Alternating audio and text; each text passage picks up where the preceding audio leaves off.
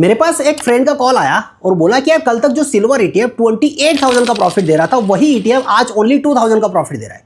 आखिरकार silver ETF में हुआ क्या है? और जब हमने सिल्वर के प्राइस देखे तो सिल्वर के प्राइस तो इंक्रीज हो रहे हैं लेकिन ईटीएफ के प्राइस क्रेश हो चुके हैं।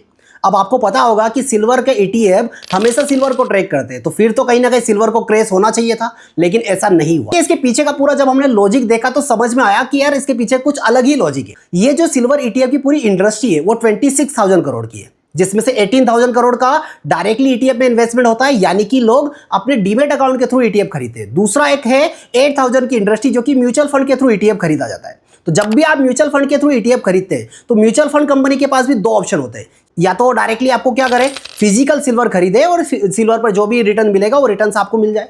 दूसरा तरीका है एफओएफ यानी कि फंड ऑफ फंड, इसके थ्रू वो लमसम या स्विच इन स्कीम के थ्रू सिल्वर ईटीएफ में पैसा लगाए और जैसे जैसे सिल्वर ईटीएफ के प्राइस कम ज्यादा होंगे उस अकॉर्डिंग आपको रिटर्न्स वहां पर मिल जाएगा। लेकिन जनरली क्या हो रहा है कि म्यूचुअल फंड इंडस्ट्री फिजिकल में बहुत कम इन्वेस्टमेंट कर रही है। पूरा का पूरा जो 8,000 का इन्वेस्टमेंट है वो कहां पर जा रहा है, एफओएफ के थ्रू जा रहा है। तो अभी इंडिया के अंदर सिल्वर के ईटीएफ की काफी ज्यादा डिमांड है और वहीं पर सिल्वर के जो ईटीएफ के प्राइस है वो भी काफी प्रीमियम पर चल रहे थे।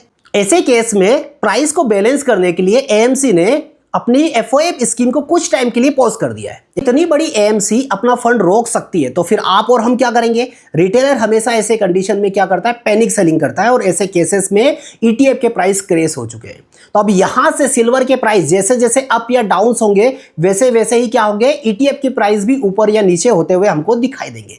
तो अब परेशान नहीं होना है, प्राइस एडजस्ट हुए हैं, इसी के कारण हमको ये क्रेश दिखाई दे रहा है। और हाँ, ऐसी जानकारी के लिए या इन्वेस्टमेंट के लिए कि इन्वेस्टमेंट हम कैसे कर सकते हैं, सारी चीजें अगर आपको सीखना है तो मेरे इस पेज को फॉलो करना बिल्कुल मत भूलिए।